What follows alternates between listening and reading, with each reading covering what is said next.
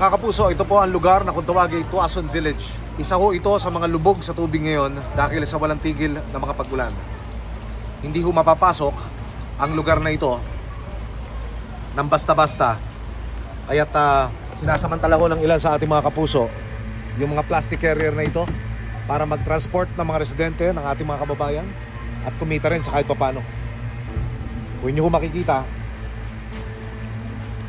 datuhod hanggang gabewang ho ang level ng antas ng tubig ang baha rito.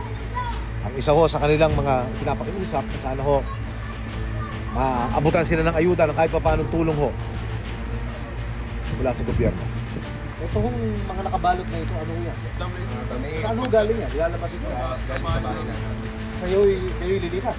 Oo. Saan ho kayo pupunta? Sa bahay ng kapito na. Oo. Bakit ito? Mas mataas doon? Base Ilang araw na ho? Ilang oras na ganito?